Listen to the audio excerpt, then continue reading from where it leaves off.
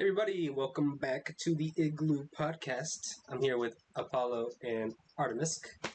Hello. Hi. And so I've decided that we're going to start possibly doing these just bi-weekly. Like the first few episodes, I wanted to get them out there. Unless, next week we're probably going to be recording again for a special episode. But that's a secret that almost everybody knows now, but still. It's okay. But yeah, things have been okay. Apollo, quitting Yes. plans on me tonight. We won't get into it Uh, though. well, listen, Well, okay? I think the problem is that you commit. You're making too many commitments. Not even. I don't know what the plans are.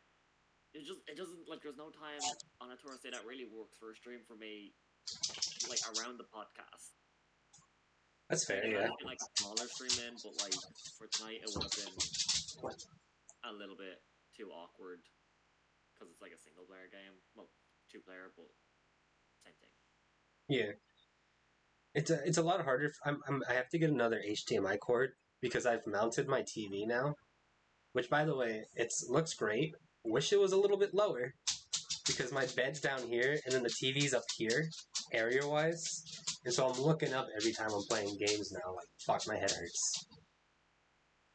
So I think I'm gonna get a box frame for my bed because it's gonna lift me up like 2 feet. But yeah, so me and Apollo have been streaming this game called It Takes Two. We haven't finished it yet. I've not finished it yet. It's, in my opinion, it's very fun, and I think it has some good morals and messages. I know Artie has a lot to say, so I'm gonna give him the stage for a second.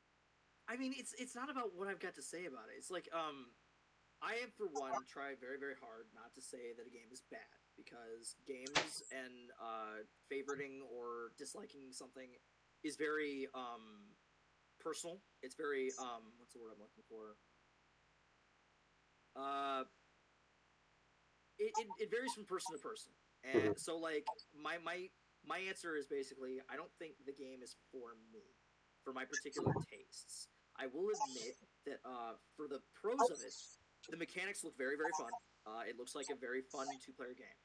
My problem with it is the story seems a bit janky, in my opinion. I disagree about the good morals and everything because I think it has very shallow morals and very shallow characters and very shallow story. But that's my first. That's my first say about it. You wanna talk about the scene that you thought was fucked up? I want to talk about a lot of the scenes that I think is just like what the fuck. But I mean, let's take this a step at a time. So the one scene that was particularly fucked up was definitely meant to be. Well, it was meant to be fucked up. I think that's the only real scene where you're like, holy shit, like that's fucked. They're like, marriage was bad from the get-go. Well, because so you find out their marriage is a disaster is because they haven't been spending a lot of time together, which can cause a marriage. I believe. I'm not married. I'm not there yet. Probably in like 3-4 years, if things go the right way. But it's the idea is that what I'm getting from the game is that divorce isn't the only way to settle something. And it seems like with these two characters, their idea was, all right, we've been growing apart, let's just get a divorce. And so as a person who is married, I would have to say that I disagree. I think that it's easily able to be pertained as and that's what the game's bad. Yeah, and that's what the game's trying to portray is that divorce is bad. There's ways to work around this. I think that's a terrible message. You think it's a terrible message that divorce is not the only option? I'm saying that from them striking divorce as bad, it automatically could make someone feel as if if you have gone through divorce that you were wrong to do so without trying to, or even that you're a bad parent because of how the game makes it out to be. Yeah, it's like, oh well, you're divorcing, you're doing this to your child, you're doing this to your lover, you're a bad person. When I think divorce is a very real and hard truth of reality that sometimes mistakes are made and sometimes the best way to do it is to separate civilly. And I think the game could easily, objectively, be looked at as like, well, they're saying that like you should like exhaust your options. When honestly, sometimes divorce is just the right answer. Yeah. Like I'm not saying like I agree with you that like objectively, divorce isn't always the answer, and that sometimes people divorce like way too early without exhausting those things. Yeah. But I just feel like attacking a hard subject, you need to go deeper than just like divorce is bad. You need to explain why divorce isn't the right answer for them. Like what led them to this point? What was like some of the points where they're like, we're just not working, instead of like just saying, oh well, these people are objectively bad husbands and wives, bad parents, and that like they shouldn't separate because they can be better people while staying together. I think it's just a mixed construed message. And I think that for me, the reason why I don't feel like the message is like comes out the way it does to you as a married person, as a father, is that like I believe that it's just too shallow in that thing. If they're going to attack the game, like the message, Mhm. that it's that way, they should go all in and get really down and dirty and nitty gritty into it. Like get into their personal problems, get into their personal life, get into like And they have been. the See, way you didn't. the way it's. Yeah, no, I haven't ignored it because like I've taken it as at face value and just said that like as story wise, it's just not a game for me because Yeah. I'm a person that's very story oriented, and if I don't agree with a story or don't like a story, it can ruin a game for me very very. Yeah, no, that's fair. But so you were saying like they should go into like their own personal lives. So you did, I'm guessing you didn't watch the second stream we played. No, I So was that done we with the did first chapter game, 4 through 6 in that one. And chapter 5 and 6 was about each of their personal lives. And like how what has been causing them themselves to separate from. We haven't finished chapter 6. We started chapter 6. Yeah, but it's also like I'm gonna be honest. For me personally, the story of the game, once it got into like the couples therapy section, and it's like making them seem like they're gonna get back together, I'm like, oh wait, no, I don't want this, because like I don't know, like it's also saying like to stay married, you can't like just forget your passions, like that's what keeps you you. But then they're also just blaming each other for like dropping their passions, or at least the chapter that we played, the husband was blaming the wife because she didn't support his gardening. But I think like I don't And know, that, I feel like I it's a good people. it's a weird chapter. I think the message is good in that chapter. I just think they did it wrong. I think the idea where you don't need your partner's like support in everything. It doesn't always have to be symbiotic. Everything you do, it can be just you sometimes.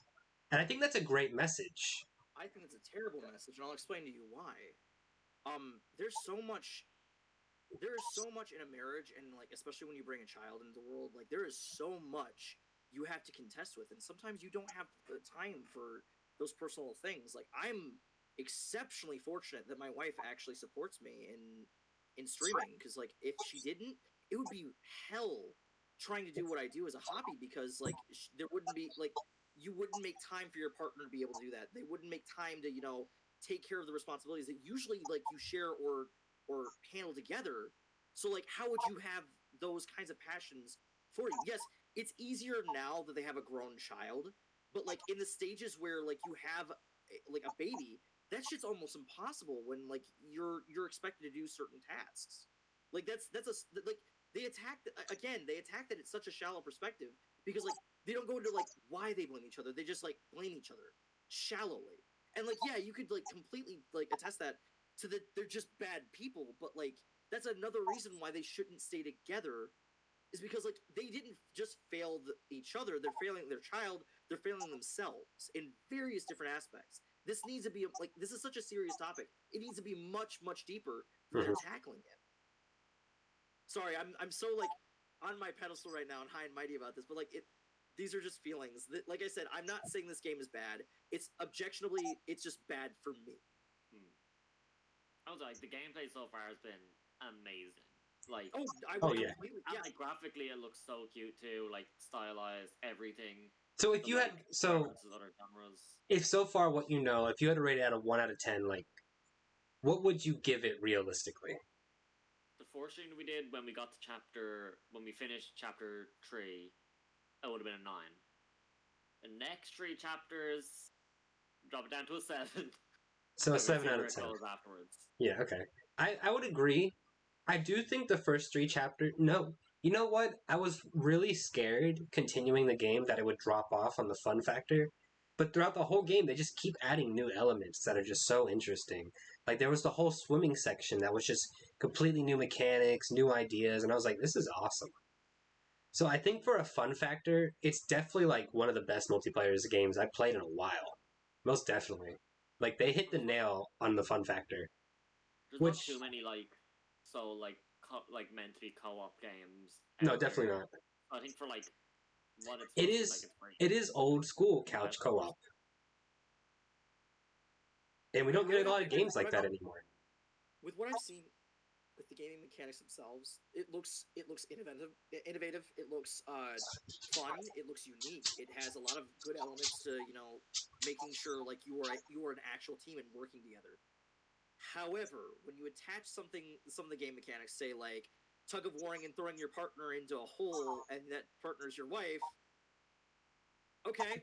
Or if like with your husband, yeah, beating your husband with a hammer the first chance you get. Well, I've noticed something very subtle. Touching your husband in a flame chamber. Okay, this is kind of skewed. I'm not quite sure how to feel about this in the story here. Like, I've noticed the deaths don't matter, but you're still torching your husband with flames. Yeah. You're still launching your partner into a dark hole. You're still hitting your partner with a hammer. I mean, come on now. Well, it's like as a husband, I could never hit my wife in the face with a hammer, even though I might want to sometimes. But that's neither here nor there. I've noticed something very subtle they've been doing. So the beginning of the games, a lot of like the co-op challenges were very like violent and meant to hurt each other. But as it's been going on, I've noticed the co-op challenges have become more like not that way, like more like just having fun. And I think that's purposely. I think it was a purpose mechanic where it's gone from whacking each other with hammers to we're just shooting guns at little targets now. Yeah, it's a snowball fights. I guess, like, in a way, it's trying to take, like, a toxic relationship and trying to show you that there's ways to compete without hurting the other. And yes, I guess that is, like, a strong message, but at the same time, do you disagree that, like, it's kind of fucked up that you're doing that to who you're married to? Like, to begin with? Like, it's to the point where, like, the relationship has gotten that bad. And I don't think the message at the point is to, like, oh, well, you can get better. Because when I will argue that, like, at rock bottom, when they hit rock bottom again, and they will, because that's how life goes, they're just going to go back to, old patterns and behaviors. It's like, they're like a 2%, you have like a 2% chance in that relationship that they're not going to treat each other that way again. Because they've already gotten in the habit of doing it in the first place. It's just like, it's a skewed message, and it needs to be tackled in a much deeper fashion, because this message is very serious for a lot of people. Sorry. It's fine. I'm dragging this conversation down. I get it, and I get what you're saying. I think the thing with me is, if a game's fun, the story doesn't matter to me. That's where we completely, like, separate on this. Yeah, and that's fine. Like, you can have different interests. Yeah.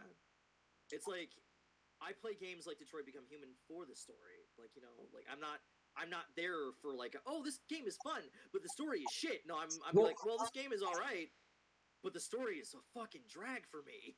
Well, I think that's the thing is, if I'm going into a game expecting a story, I'll focus on the story, but I went into Takes-Two just to play with Apollo and have a good time, and so the story doesn't matter to me. If we went in and the mechanics were hella boring, I would have told Apollo after the stream, like, I'm not playing this again. It's so boring. But it's so much fun that to the point where, like, there was times I didn't know what was going on in the story. Because most of the time Apollo was talking over the dialogue, or I just was zoned out because I was having fun. And I think was completely paying attention to the story, and I gotta say, like, I'm a very personality-oriented person when I like, when I meld with people. The fact that the two main characters are absolute shitlords for the first few chapters, I could not make it through. I can't. They're terrible people, and it turns me off so fucking much. Like, if we were to make a comparison between this game and The Last of Us Part 2, why I'm able to, like, completely disregard characters like Abby and Ellie is because The Last of Us 2 does a very good job of, like, making things more complex. It's a more complex character development for the characters. Because yes, you're originally supposed to hate a character like Abby, and understand that, like, oh well, she did a bad, she did something that hurt me. Well, when they go to talk about Abby, and you go to understand like where she came from as a person, it helps to bridge that gap. I completely think that both Abby and Ellie in that game are absolutely terrible characters, but it got me to understand that, like, why they were terrible characters, the environments that they've grown into and accustomed to, the world they live in is not the world of our own. So I can let a few things slide and understand that I can like Ellie as a character and I can like Abby as a character, but I completely understand that they're not good people. So like it takes two. Just like it lost me in those first few chapters, man. Like I can't, like you just, I have to be able to, like, I have to at least have something to hold on to understand and like, instead of like just going through a game that I like playing the mechanics with people that I just like I have no like attachments to. Like these two are not attachable for me. Like I can't attach anything to them because I can't understand the kind of people they are. They're just bad and they're being told they're bad, and that's about it. That's how I feel about it, man. I'm sorry. So I apologize. do you think if you got some backstory on the characters, it would help? I think they should have woven backstories into the characters as they went, instead of like taking a large chunk of the first half of the game showing you why they're bad. They needed redeeming qualities to begin with, but also to have very bad, like, they do have redeeming. Very bad action. See, that's something you've missed, is that there's a lot of redeeming qualities that get shown throughout the second half. It's more of a slow burn story, and that's, for me, like, I don't know, the entire game's going to be make or break in the last 3 chapters. Like, definitely, gameplay's going to be great fun, but story-wise, like, I mean, I think it'll be a neat thing if they're, like, letting these, like, characters build up and, like, giving hope that they'll get back together, but then maybe they still decide, like, no, divorce is still the right option. I think that'd be a cute storyline. How would you feel if, like, no, we're okay now, we're married still? There would have to be some serious things that happen, more so than just we're stuck together. I'm telling you right now, from the shallowness from what I'm saying, I'm not thinking it's gonna be like those super. Like, I think they're just gonna band-aid the problem, and it's gonna be like, oh well, they live happily ever after. That's how I feel like the game's heading with what I've seen. I don't know, from playing it, I don't distrust. Like I haven't been seeing the shallowness. I guess just like throughout the game, they are building on the characters, and it is more of like a slow build than, like, I haven't played Last of Us 2, but I assumed that would be. I mean, it was a full game before that, so they had more to build on. But I don't know. I just feel like I'm trusting the developers. They might let me down, but I'm trusting them for now. I'll see how it goes. The characters have been getting like more fleshed out as it goes on. They have been, definitely. You're seeing different sides of them than just their marriage, which is obviously horrible. But like, yeah, and then like just so like the chapter that we're on is focused on her passion and what she kind of like left and let go of. We don't know why she did, but that'll probably get explained.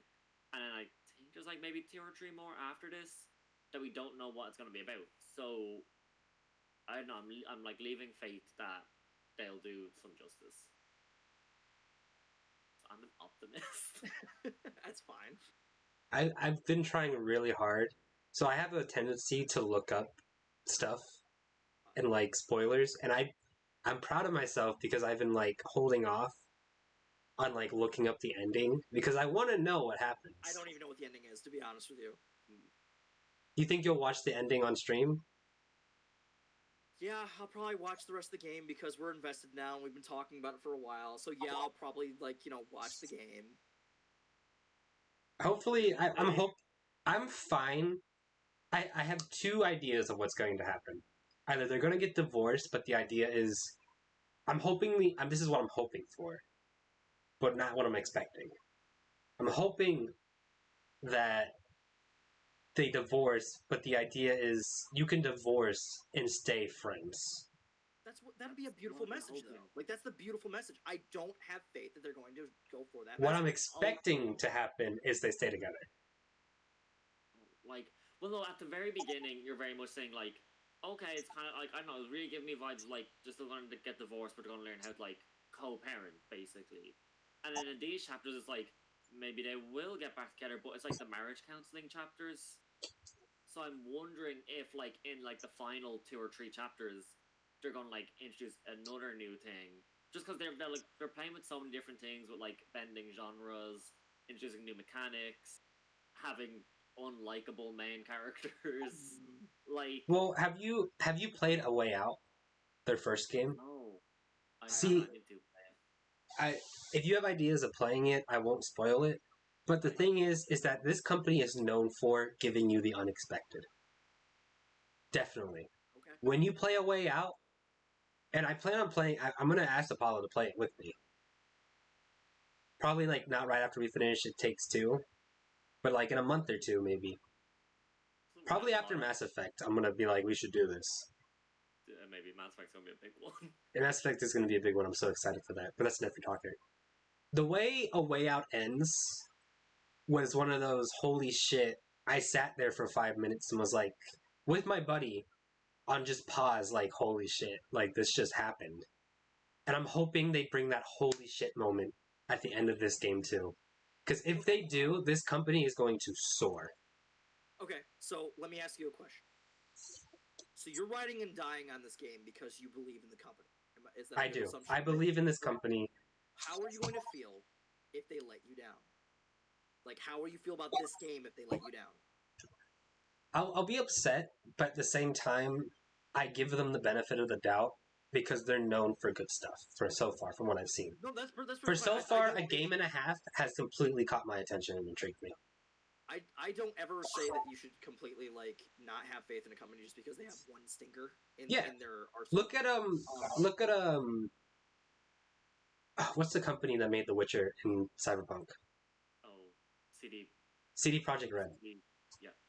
Should we even like touch on the subject of Cyberpunk? I'm totally down. No, seriously, that's a rabbit hole that we need an entire episode by itself just to go down. I'm just bringing an analogy. CD Projekt Red made The Witcher 3, and that was the disaster at launch. And now look at it. It's one of like people's favorite games. It won Game of the Year. It won Game of the Year. Yeah, it did get Game of the Year. I will say that it did actually. It's a beloved game by a lot of people. But at the same time, like, I don't think the outrage was as electrifying as Cyberpunk was. And it was. It was pretty big.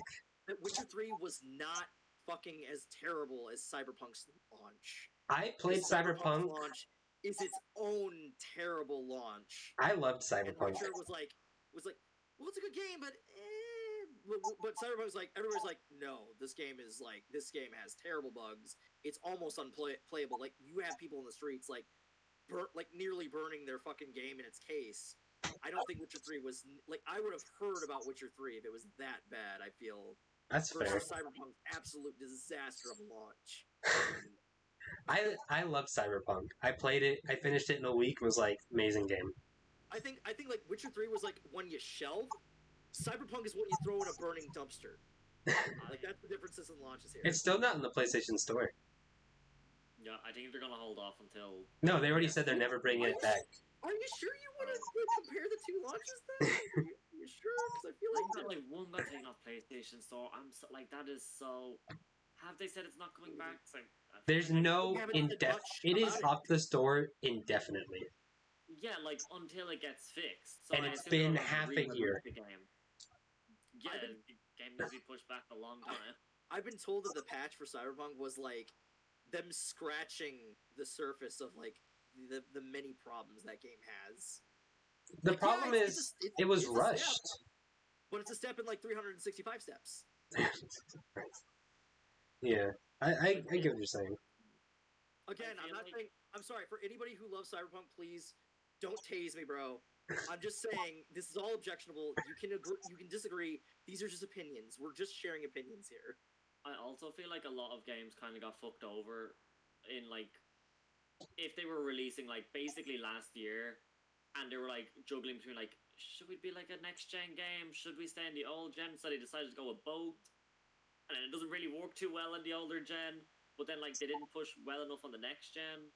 Like, Marvel's Avengers is a game that was like that. I mean, they kind of, like, released well before PS5 and stuff, but they still had plans to do that. And now that it's re-released on PS5, I actually really enjoyed the game. So to be fair, I enjoyed it. I downloaded Marvel's Avengers.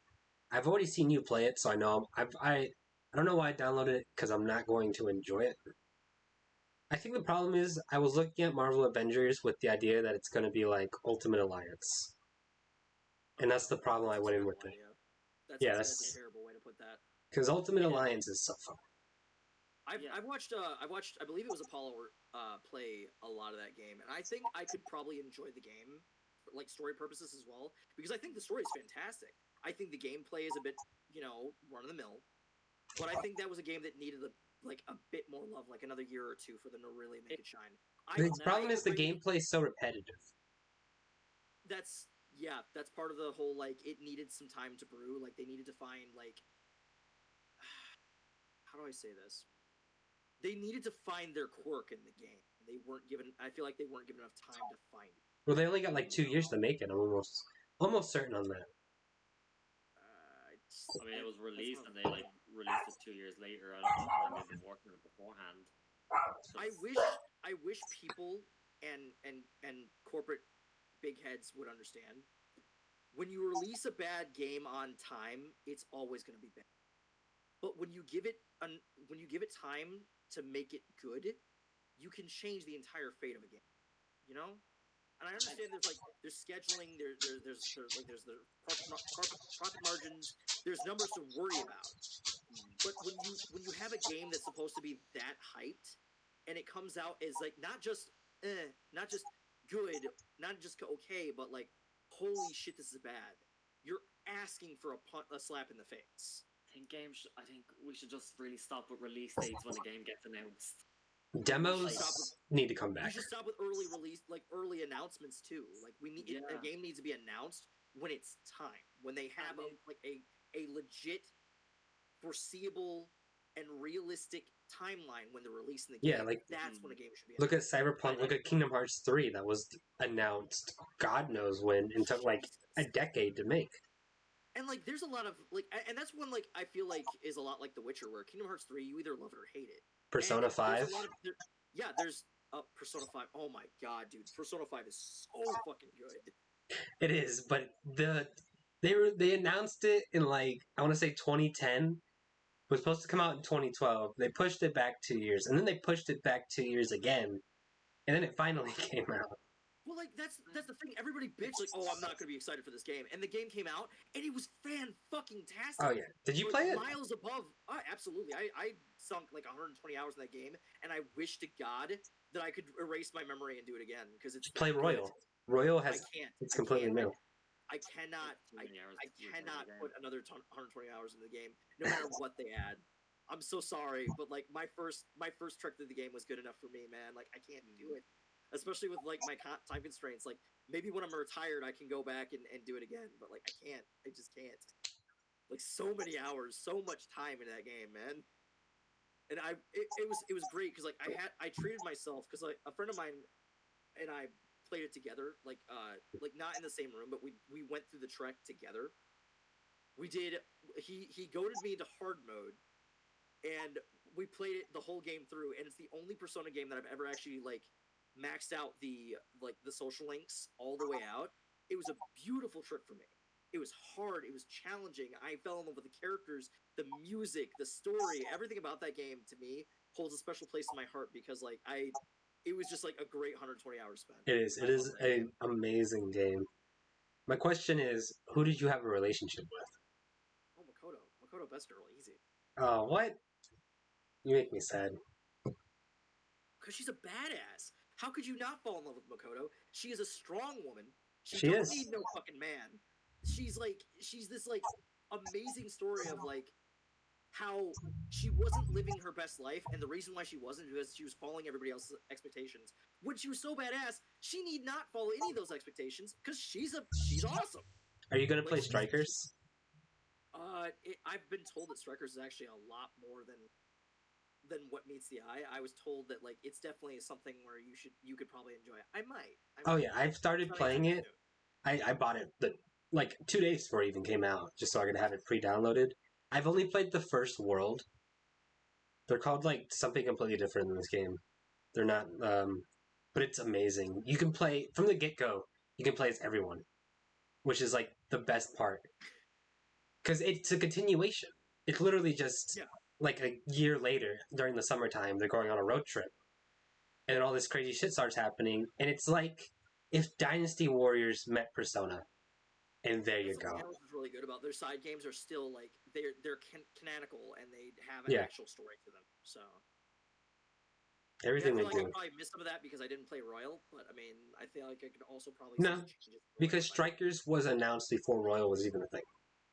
So they don't have the character from Royal in it at all? No, as far as I know, so far Kasumi is not in the game. Neither is I can talk the about Doctor. spoilers about that game, but I'll definitely leave that for off stream because I don't want to spoil it. I'm pretty sure our Apollo has plans to play it. Yeah, I'm just not going to talk about anything about the game then because it's a long game. Speaker watches these two, and I don't, and he hasn't like went back, and he should go back. He definitely should because it's upsetting, but he's also busy. He's a doctor. Well, he's not really a doctor. Not really a doctor. Disclaimer. No, he's a doctor. I mean, that's just the inside joke. Like that's been the inside joke for years now. I mean, it's been damn. We've known each other now all for almost about a year now. Yeah, I've known Speaker for over a year. I met Apollo in May. Over a year. Yeah, God, when was it? When did I? Because I watched Speaker. I was watching Speaker a lot because we became friends, and then like one of his chat members started talking about Apollo, so I followed Speaker to Apollo's streams. I was like, it was Zaddy. Damn, this bitch is really funny. And then I met you through Apollo. Yeah. Well, it was like again like a channel Zaddy was like how I found Speaker, and then I think Schlitter was just on with Speaker a lot. Oh no, wait. Schlitter, I think, ended up in one of my streams too. Witten Speaker was there too, and I don't know what happened with that, but hey, friends now. And then I remember playing with Arty on DVD with like, it was like jump scare Myers in the game. Never talked to him before, and then suddenly he's murdering me. I'm so sorry. I'm not sorry, but I'm so sorry. It was great. Wait, you guys played against each other randomly? Yes. That's crazy. No, we set up a Kill Your Friends. And, what? They let me, but nobody ever wants to do Kill Your Friends when I'm around. I just don't have fun with that game because like there's so much built up like malice between me and DVD. Like it's just not some like I could maybe go back to Kill Your Friends. I would love to. I would. But like I'm gonna demand it for my birthday because it's coming up. There's various people in our friend group that does not like it when I play that game because they like to win. And I don't play games with friends to often win. I play them to have fun, and I can separate that fun aspect. The problem is when you play a game to win, and you're not that way. Like feelings get hurt, and it's just like it's furthered the malice of me in that game. Like I don't like playing competitively with people because, I mean, I just don't like making people feel bad, and that's just me. I feel like me with Survival. Also, get good scrubs. Yeah, I feel like with Kill Your Friends, I don't play them like a regular game because like if I'm Survivor, I don't want to like Gen Rush isn't really a thing in DVD. I'm not, when I'm playing that Bill for Myers. I agree. When I'm playing that Bill for Myers, I'm not doing it to win. I'm doing it to scare the shit out of you. And it works. And Gen rushing. Gen rushing is like, a thing. But like the developers themselves, I'm pretty sure, have said it was either like 1 or 2 gens need to be done in like the first 2 minutes, and then the game really starts. They said 1 or 2 gens. By the time you get your first down, there should be 2 gens done. And that's ridiculous. No, it really is. The developers don't give a shit about the community at all. Like, at all.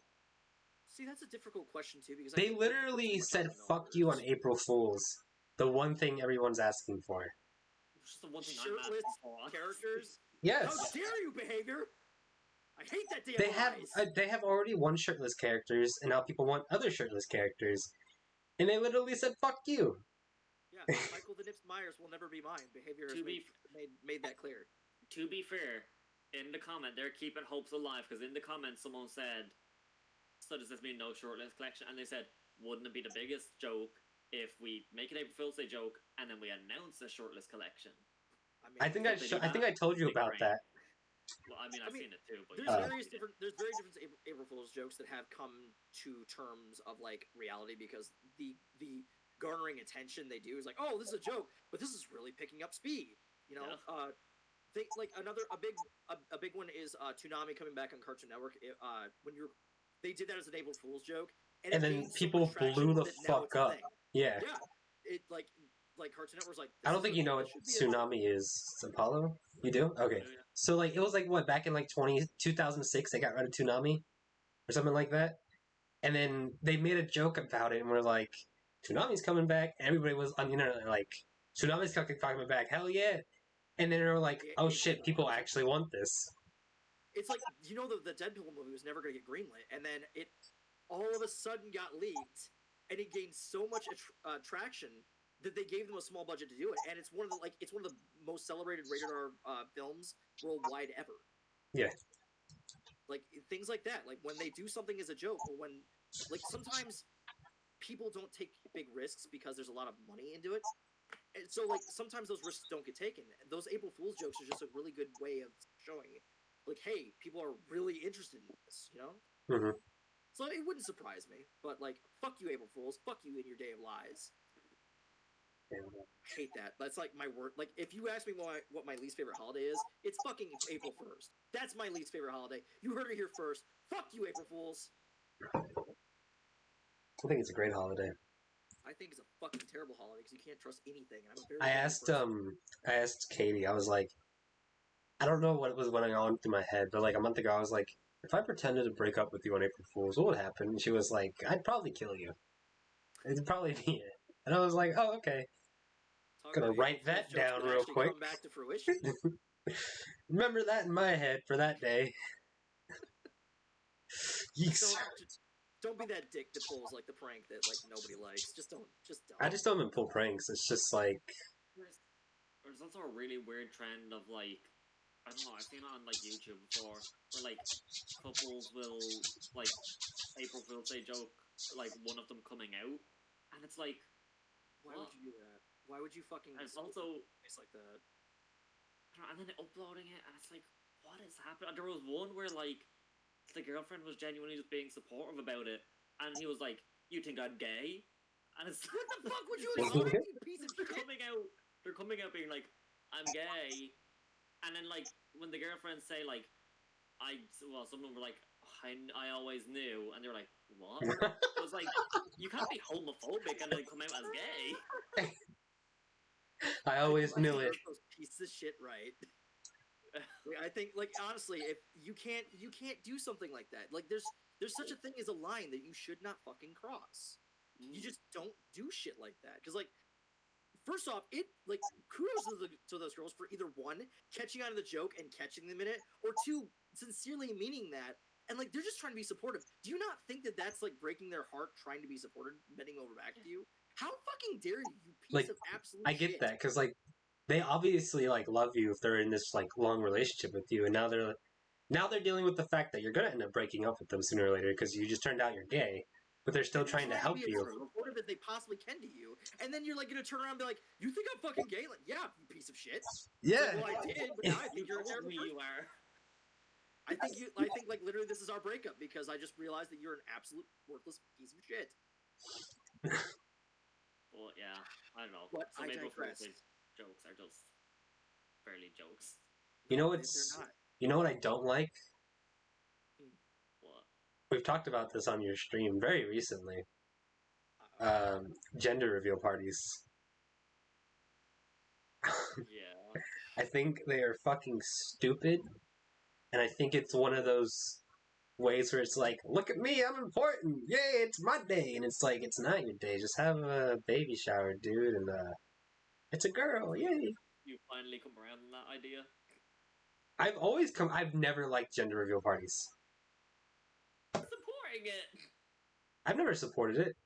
I think so. I think it's fine to have a party, but not going overboard and being like, let's set off some fucking M4s in our backyard and hope we don't burn the forest down.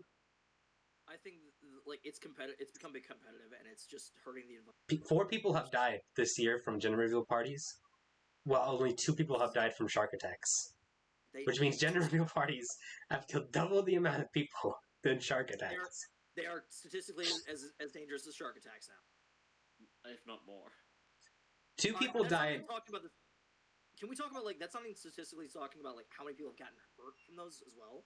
2 people died in one party, like a week ago. They were like out in the ocean, and they were having like a professional pilot fly a plane with a guest in it, and it crashed into the ocean. Don't know why it crashed. To be fair, that could happen anytime. Like malfunctions happen, and I don't know the reason why it crashed. So at the same time, I half and half blame the party, because it could always be like the pilot didn't do the right checking before he took off and stuff. Could be the pilot's fault. It could be, yeah. It's all like situational. But if he was never there, it wouldn't have happened. Yeah, like it wouldn't happen if they didn't need a plane to reveal what gender their baby will be at birth. Like, if 2020 has taught us anything, and I'm sorry for anybody who disagrees, but like humanity is full of stupid. Oh yeah, I think everybody who watched this video will be like, "Yep." So 2020 just showed us like I completely like 2020 has shown me like B-rated horror movie actions of people where I used to be like, oh, that's so stupid. People would never do that. No. You ever seen the movie Idiocracy? Yep. We're much closer in intelligence to Idiocracy than we are to even the B-listed horror people like that get murdered in dumb ways. I mean, stupid shit happens. Yeah. People are stupid. You gotta grow crops with energy drinks and. There's damn it. I'm part of it too, so I have to own it. But I mean, there's a lot of. So now that we've all vented about something we hate, besides Apollo, well, that's fine. He just vents about everything. He hates everything, so it's okay. Yeah, I'm just the most hateful person alive. But no, I said the April Fool's Day jokes. Oh yeah, that's true. Yeah, you brought up something. So we've all been recently playing a lot of Pokemon.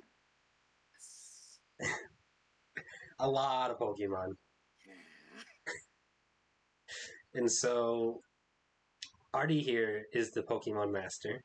I am not a Pokemon master. You are. Out of the three of us, you are like. If you were a gym leader, you'd be one of the Elite Four. I demand a recount. Recount. So I have. I took a BuzzFeed quiz, and apparently I'm a Dragon-type gym master. I don't know how, because I'm not gonna be that good, but hey. So I have a little quiz for you. As a disclaimer, I myself am not. I do not consider myself an expert in anything or a master of anything. I am highly passionate about 3 things in my life, and that would be Pokemon, Batman, and I've forgotten the last thing. Oh god, I'm very nervous. Okay, like I'm having imposter syndrome like really bad right now. But no, I'm passionate about Pokemon. I do believe that I know a decent amount. I don't think I know everything because I don't, obviously. But I mean, please, people, be nice. Be nice to me, please. Don't hate me. So you trying to think what your third one was? I'm serious. I'm trying really hard. Because now Dragon Ball Z. God, I'm wearing the shirt and everything. See how bad I'm freaking out? I'm freaking out right now. So I want you. So you're a Pokemon master. Can you name all 18 types of Pokemon?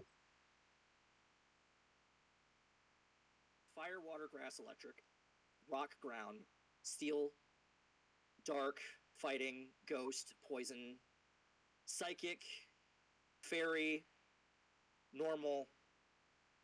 I know I'm forgetting some. How close am I? How many was that? That's 14. 14? I'm missing 2. What's the 2? You're missing 4. There's 18 types. Flying? Mm-hmm. Oh, there's 18 types of shit. I'm trying so hard right now. Oh, I'm trying so hard. Repeat them if you have to. So going from the top again: fire, water, electric, grass, fighting, normal, ghost, poison, steel, fairy. Oh God! I'm in a trap. I'm trapped. I'm dead. You want to write these down? on like your computer while you do these? That's a great idea, because then I wouldn't have to, like, go back. God. But if See you're gonna how write them bad I am down, about this? I'm only gonna give you 5 minutes to answer, Well, you can't. and no I mean, cheating. No okay, cheating. so fire, water, grass, electric. Those are the basis. Mm-hmm. Let's do rock, ground, fighting, normal, flying, dragon, steel, bug, psychic and poison. So how many is that, real quick? Fire, water, grass, electric, fighting, ground, flying, normal, flying, dragon, steel, bug, psychic, poison, dark. I'm so bad at this already. How many is that right there? Most of them. 1, 2, 3, 4, 5, 6, 7, 8, 9, 10, 11, 12, 13, 14, 15. I'm missing 1. You're missing 3. There's 18. I'm missing 3. Fairy. We're gonna be like, you know what to say, fairy? I think I said fairy, but I don't think I wrote fairy. Problem. Poison, psychic, dark. These are so easy. I'm looking at the list like I can't believe you forgot this one. Yeah, but like, have you ever like tried to think of them all at the same time? So I got fairy. Do you know what he's missing, Apollo? Let me think about it. Dark, fairy, ghost.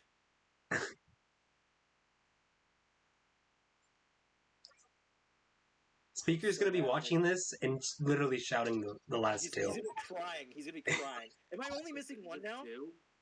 You're missing Am I 2. missing 1 or 2? Am I missing 2? It's gonna be so. I'm gonna feel so stupid.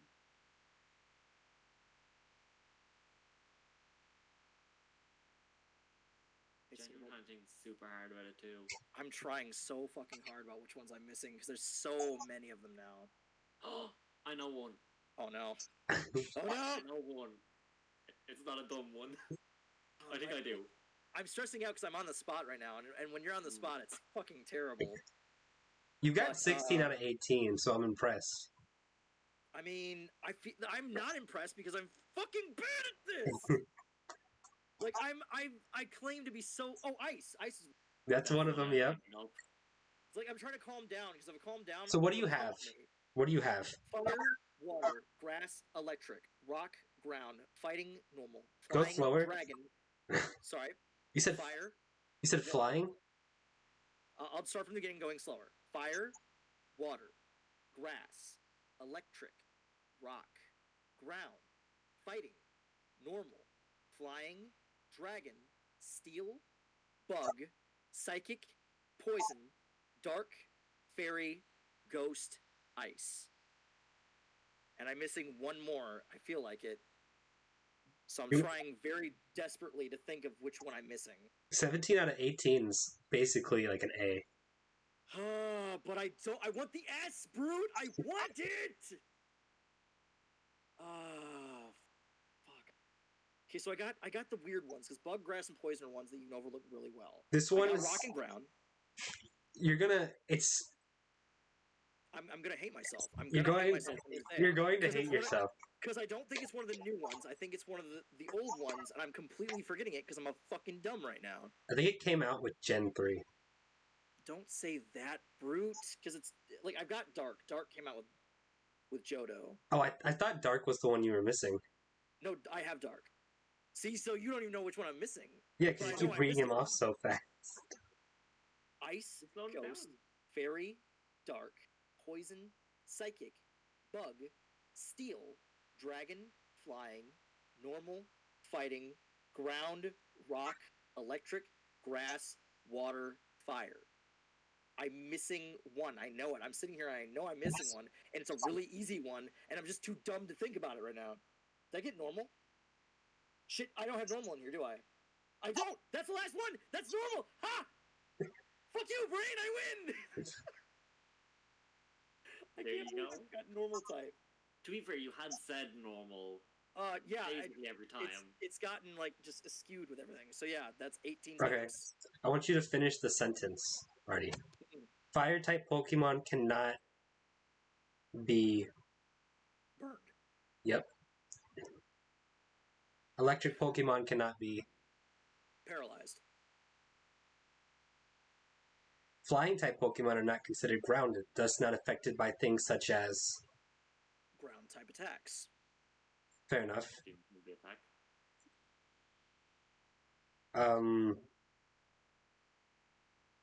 Name me 3 unused type combos. That's difficult. Fire and electric, I feel, is one that's not named, that's not used.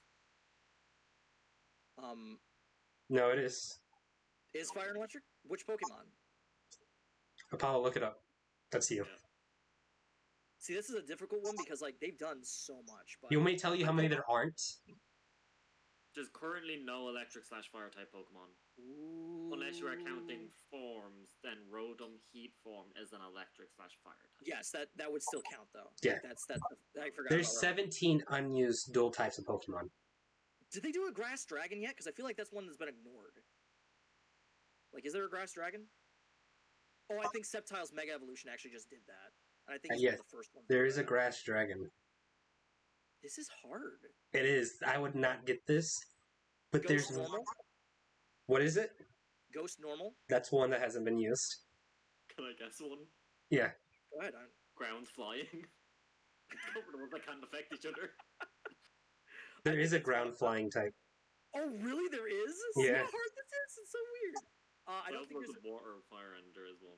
I don't think there's a dragon normal either. There is. Oh, is there a dragon normal? Really? Holy shit! See how this is difficult. Like, 'cause this is like a real brain racker.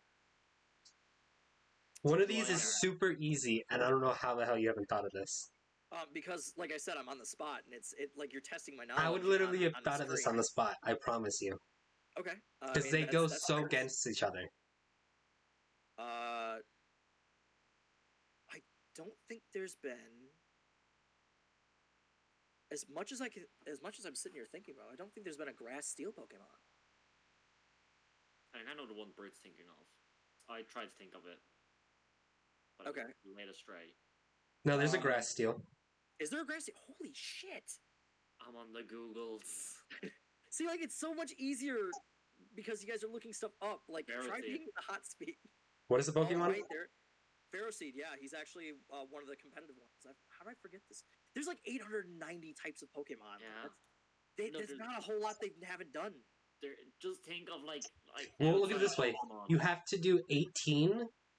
There's 18 types. And then there's all these combinations with each other that just makes it crazy. And there's only been 17 that hasn't been done. Well, like, there's a fire-water type, and that, in my mind, absolutely shouldn't have been done because they are literally basic opposites. What's a fire-water type?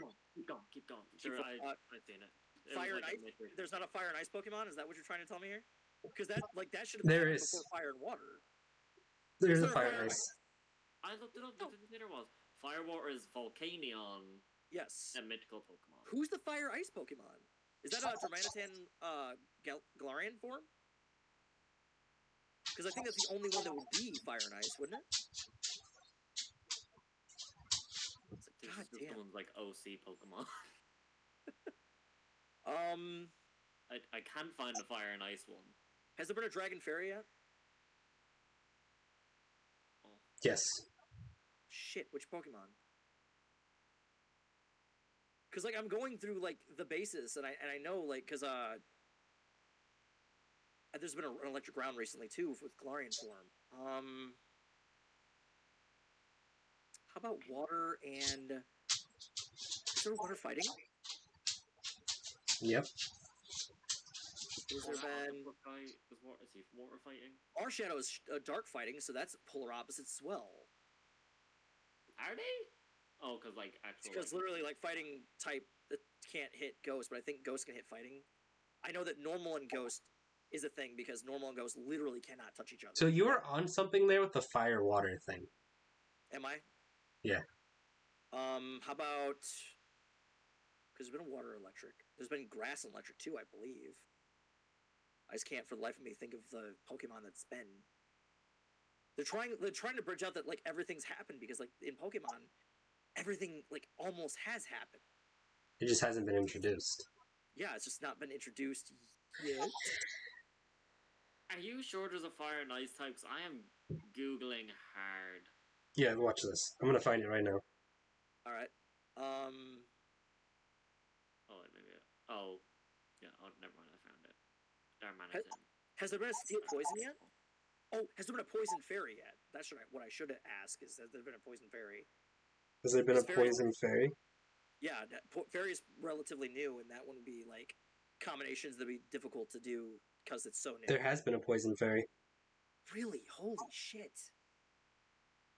See, this is why I'm not a Pokemon master, because real people that obsess over this even harder than I do would know these. You've gotten one right. You've gotten one. Yeah, but you asked for 3 though, and I've only gotten 1. I feel Well, because there's only inferior. 17 out of so many. 17 possible combinations. Bull Yeah. Dragon. Oh, that's another one that's not been done at all. Bug dragon, nope. That has not been done. I'm inventing Because stuff. I feel like Flygon would be that answer though too. But I think it's like Bug Ground. It just knows dragon types. That's the one that confuses me. Do you give up? We're saying Fairy Poison is Wheezing Galarian form. That piece of shit. How dare you exist now? The Galarian forms are really messing you up here. How Yeah, dare right? he exist? How dare you exist? How about? I feel like there's combinations that have it. Dark and Psychic. That's the thing. Is that? There's only been one thing that Dark has not been combined with. Really? This is a bit weird. Fairy? Is it Fairy? Nope, it's been combined with Fairy. Dark Electric. Rock. Dark and Rock. Nope, Steel. Really? nope. Shit. Bull. Yep, his Dark Bug. Oh. Wow. Pokemon, get on that. I feel like that You should really be a gotta thing. start listening out these bug ones. They're working out for me. Yeah, Bug is working out really That's the well. only 2 bug ones. Has there been a well, of course they've been Flying and Bug. Steel and Bug? There was only 2 bug ones. It was Dark and Dragon were the only 2 ones that haven't been done with bug. Apollo's doing better than I am here. She's a Pokemon master. See? Is there any fire that hasn't been done? I feel like Yes, there's been fire- 2 that are fire that have not been done. What? fire. No, 'Cause fire fairy. Yeah, Fire Fairy's one of them. Did Apollo, did you look at these answers? Game Freak is No, Game I Freak is, didn't. like fucking slipping. He's slipping. And the hard. other one- Holy shit. The other one was Fire and Grass. Arty.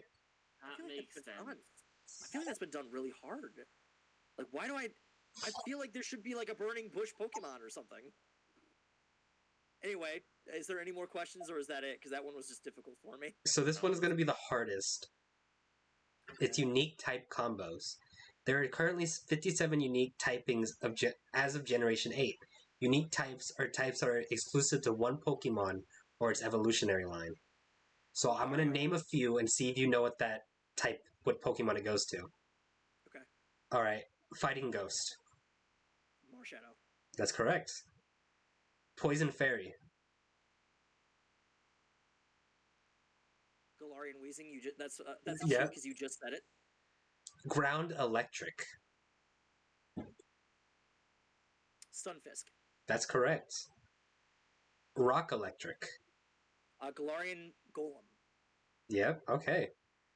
Rock Grass. Rock Grass. That's Turtwig's evolution line. Nope. Really, Rock Grass? Yep. It's it's Turtwig. Torterra. Nope. Really? I could have sworn that that Torterra was Rock and Grass. Which one am I missing? Because I'm not gonna figure that one. Is it it's Terrakion? Nope, it's Lily and Gradilli. Torterra is grass and ground, but Oh wow, yeah. So that fucked me up. Ghost How dare Fairy. you be called Torterra and be ground? Ghost. Ghost Fairy, you said? Yeah.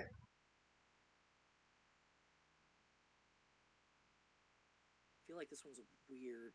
I should know it because it's weird. You Ghost should know it Fairy. because it's a very popular Pokemon. Mimikyu. Yep. Water Steel. This one's gonna be hard. I don't know this. It should be so easy. Water oh, Steel. Apollo knows it. Yeah. I feel like as soon as you say it, I'd be think like, dumber. just think dumber. If I know it, think dumber. You don't gotta fish hard. Don't gotta fish hard. Okay. I might not know it. Trying really. I think I'm just trying too hard. You want me to give you a hint? Sure, go ahead and give me a hint. It's the final evolution of a starter. Oh God, that's Empoleon. Yep. Oh, I did not have it. I was thinking Blastoise because it knows the steel. How could I forget that? That's way dumber. Dark Ice. Dark Ice. That's Jigglypuff. Kyurem Black, I believe. Nope. Really? Dark Ice.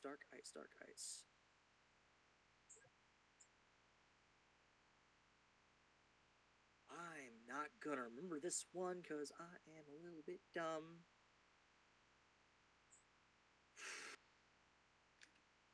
There's 890 of these bitches. This is so difficult. Yeah. Who the fuck is this bitch? Oh, great. I mean, I know them. I recognize them, but yeah. All right, I'm just gonna give up on this one. I'm gonna throw in the towel. Sneasel and Weevil. Oh, God damn it! There's random. Like, how are you gonna remember? There's like I said, there's 890 types. How are you gonna remember like everything about all of them? I'm just not. I'm not a master.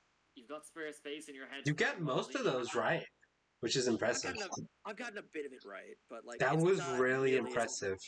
But with the title of Pokemon Master, I should have gotten them all right. You guessed one Pokemon out of like 800, 900 something, and there was one Pokemon, and you were like, "That's it."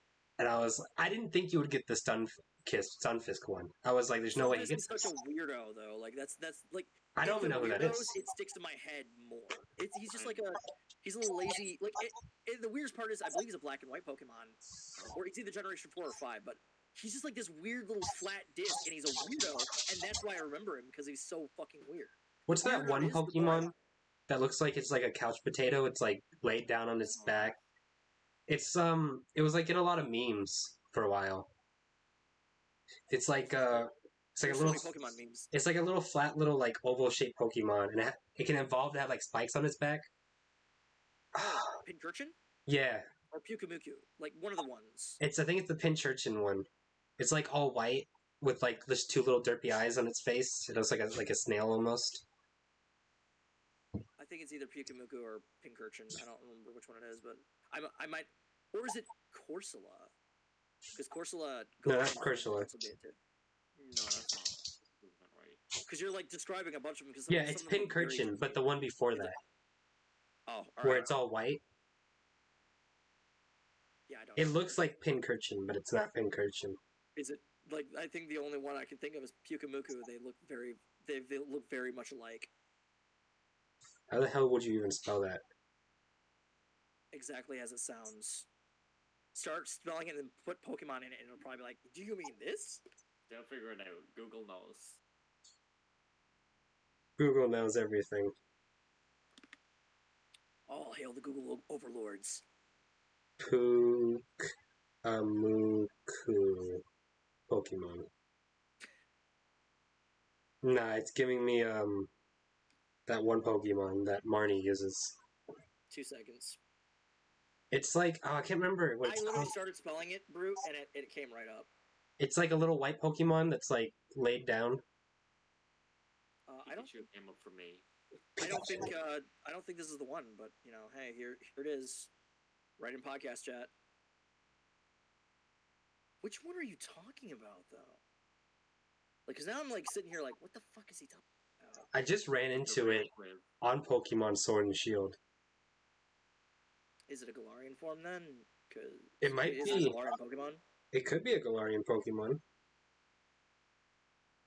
It looks like Pincurchin, but it's all white. It was like very popular meme-wise for a while. And I was always like, what Pokemon is this? I've never seen this before. It's like, oh, here it is. It's this, it's, you see that one on the bottom? One sec. That's never gonna catch it. ever. Nope. I don't Wait, see there it. it goes. There it goes. Oh, it's the moth one. Oh, Snobby. Yeah, Snubby. Yeah, that I Pokemon's ran into it adorable. today. That's all I wanted to because say. like everybody freaked out because it's like they're oh god, it's so freaking cute. Yeah, Snom or something like that. it's adorable. Something. That's all that matters to me. Yeah, I I got it don't right. need a name. It's adorably gross. It's not gross, hello? But it was in like a lot of memes for a while, where it was always like holding a knife. I don't know why. I don't know. Maybe I think it's there's like just a lot of memes with like cute characters holding knives. But anyways, back to Pokemon. Kirby. Even though we're still on Pokemon. So you've been playing Pokemon Revolution on a stream. Yes. Do you think the game is fair? Yes and no. Elaborate. I think I feel like they've definitely tried hard to make it nostalgic, but For a different at the same fan-made time. game, it's really good. Yeah, I agree. Like I've been playing it like religiously. Today is the longest today is the longest time I've been away from the game so far. So I mean, it's very old school Pokemon. I do appreciate like the aspects that they've brought in the game. I love the quality of life things they've changed, like the fact that like individual values, because I'm a very like technical player, are freely and readily able to see. I think I understand why Game Freak as a company doesn't want to do that, but still allows you to do something like that.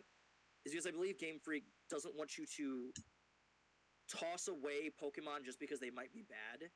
So like they want you to be more invested in the game itself rather than the technical side of things. And I agree like with that because Final Fantasy 14 doesn't support damage meters for the same thing.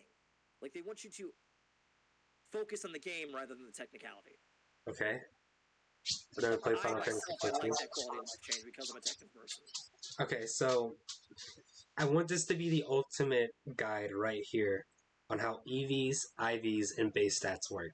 So I can come back Sweet and Jesus. always watch this. I need it done in 10 minutes or less. Okay, Artemis values like dumbed down for the dumb. Okay, so every Pokemon has a base stat table. That's what you get it when it's born, Pokemon, correct? Yes. No, because that's something different. Let's start from the beginning. Every Pokemon has a base stat table. The strengths of that particular species by itself. It's the stats if you had all effort values at 0, all individual values at 0, they would still have base stats. This is the base stat table. So that's They like, make up okay, I get it. HP, attack, defense, special attack, special defense, and speed. Okay. They will be the same value for every species no matter what. The next thing you have is every Pokemon has something called an individual value. This is the individual value that every Pokemon in the wild and is born has. They are from 0 to 31 in all the base stats, HP down to speed. So it gets They shuffled will have in. a random number of this individual value Okay. when they're born, when they're caught, when they exist. They have this. Effort values are something that you yourself can directly influence through training, through battling other Pokemon. These are come from battling Pokemon, vitamins, special training, stuff like that. You can variously affect these by either searching out a Pokemon of a particular value they reward when they're defeated, a particular vitamin, or a particular type of training. These are individual values. They go. You have a maximum of like 252 in any one base stat, and I believe you have a maximum set value of 510 in all. Is that okay? Do you have any questions? So yes. So first question. So base stats. So your base stats can be anything, basically, right? Or is that No? they will always? So if I have two of the same Yeah. Pokemon, level 1, with no EVs or IVs, their base stats will be the same. As long as every Pokemon that you have has no individual value, no effort value, they will always be the same. Okay. Like base stats you could Google, like you could like look up like Pikachu's wiki, And it would be like tell you 32, base stats. 5, 7, whatever the fuck it is.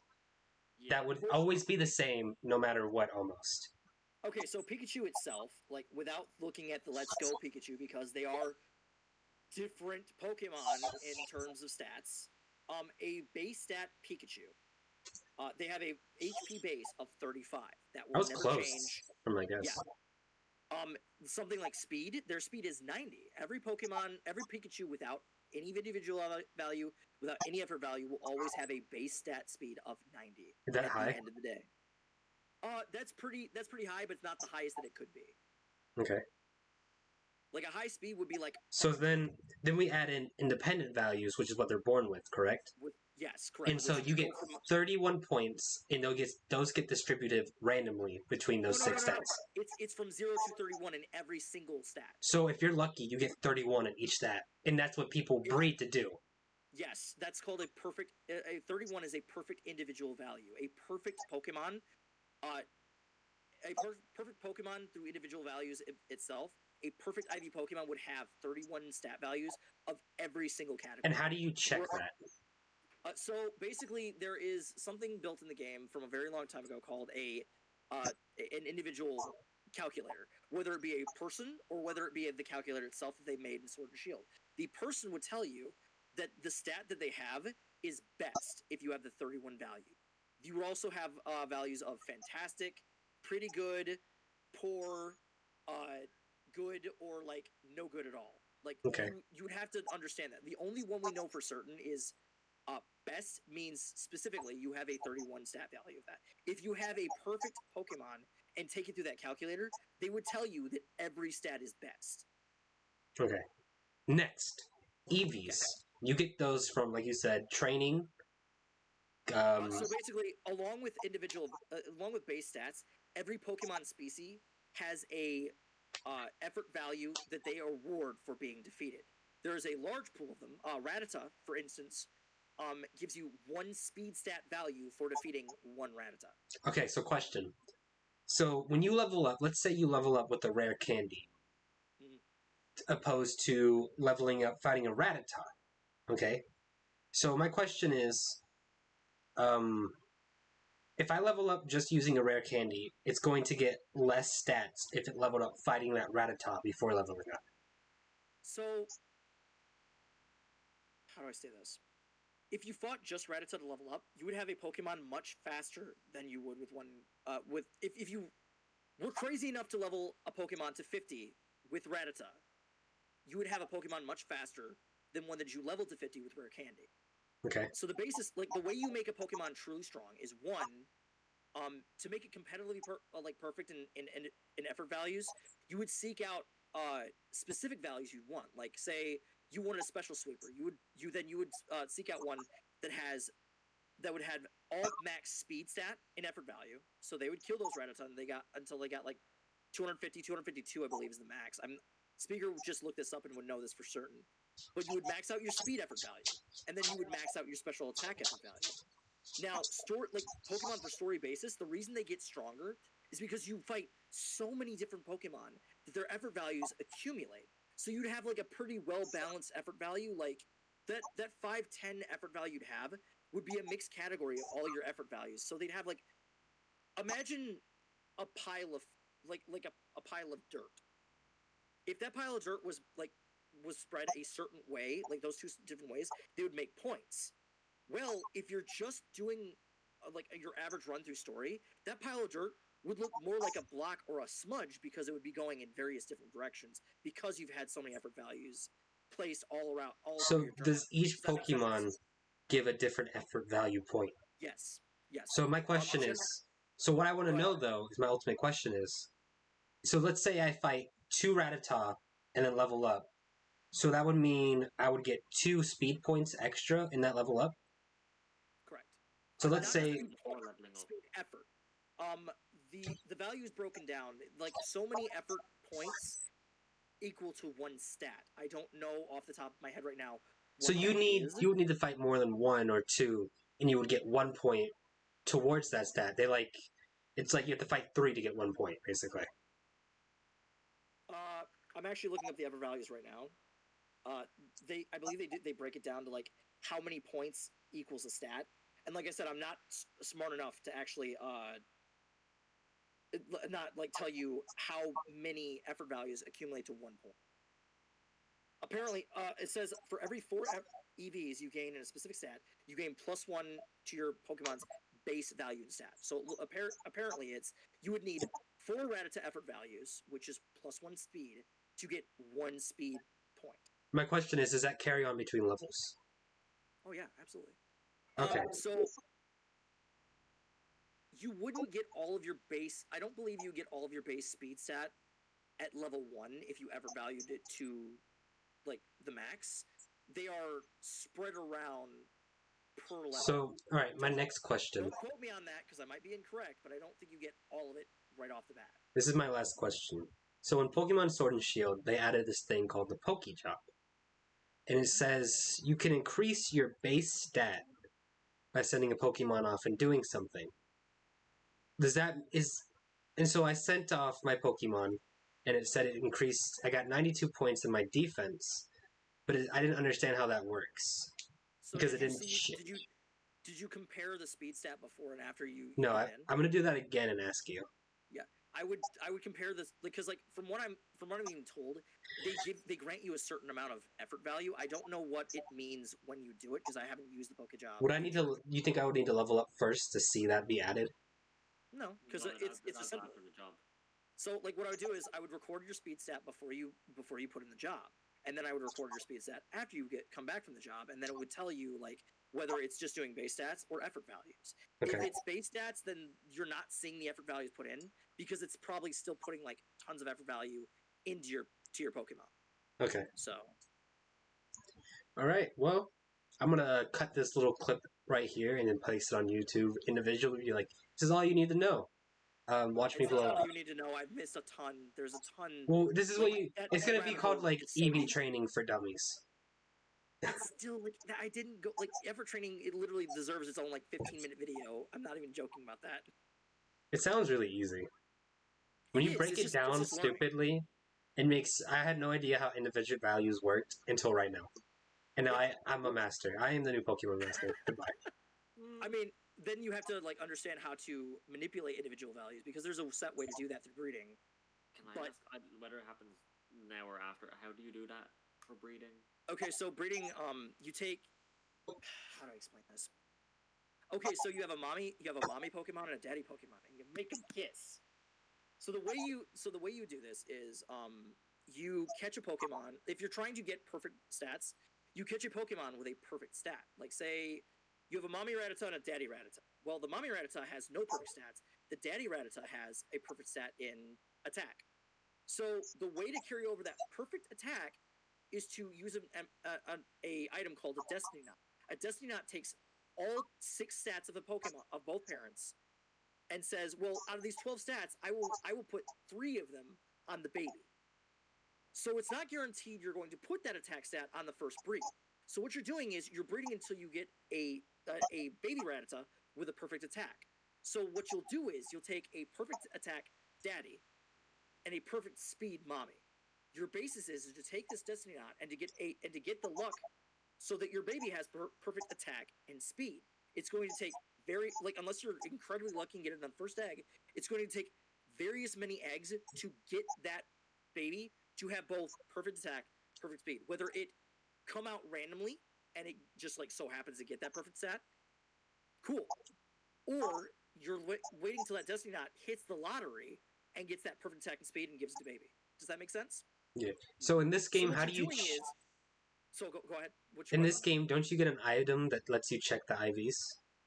Yes, you get a calculator. In Revolution, your individual values are shown to you immediately after you catch a Pokemon. I'm talking about in Sword and Shield. Sword and Shield, there's a calculator you earn through the battle tower by completing it that allow you to see the individual values of Pokemon. Okay. So the basis is you're basically taking what I like to call IV injectors. Like say you have a Ditto with 3 perfect stats, and then the Pokemon you're trying to breed out with no perfect stats, you're trying to inject those IVs in. So you're just trying to worm out the babies to get those perfect IVs and inject new IVs into it.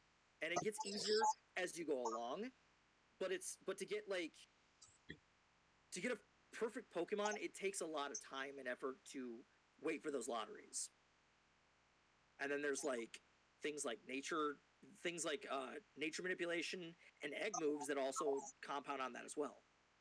It's a deep rabbit hole. You over here with like 200 of every Pokemon.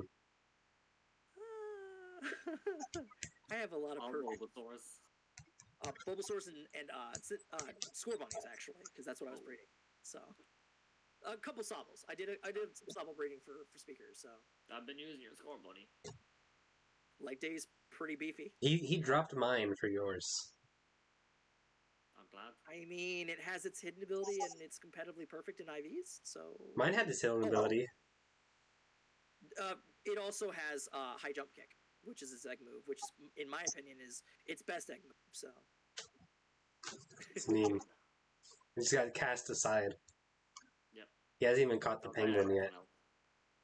that's No, why I think that's why Game Freak like doesn't want us to see those stats right off the bat, because people would just get caught up on that and spend hours trying to get like a good Pokemon in their respects. I'm crazy enough to do it because I understand like the struggle. So Yeah. All right. Well, I think I'm gonna call this here. Were you about to say something? no, I was smiling because like you said that like 15 minutes ago, and I went on a tangent again. So I asked, to be fair. Quick question. So to find out if I have a perfect IV stat, I could also just look online at the base and then look at the IV stat. That's unless it's level 100, you'll never know. No, what I'm wondering is, so let's say I'm going my my stat summary, go over to my Pokemon and see what its stat is. Go online and look at the base stat, and then add up how many points are added from that base stat. As long as you have zero effort values, yes, you can. So if it's a level 1 Pokemon. If it's a level 1 Pokemon, no, because you have to have a level 100 Pokemon to be able to do that. Because for every one individual value point, you get 2 stat points. So if you have a individual value point of 31 at level 100, you'll have 62 extra points in that stat. So you would need to get someone to like level 100 with just candies. Yes, you would need to get it to level 100 through either a daycare, which would take a lot of time and money, or 100 rare candies. Which would also take a lot of time and money. Yes. Not really in Sword and Shield, to be honest. No, they just give out rare candies like it's nothing. If you got 100 rare candies, fuck it. Not even the large and XL candies. I appreciate games like Temtem and Pokemon Revolution that show us the individual value, because I care about that shit. So, because like as Apollo has seen lately, you see the power difference between something that has all of its individual values versus one that does not. That gets even worse when you manipulate effort values, because to have a perfect special attack like Venusaur, that shit hits hard. You talking shit about my Cinderace?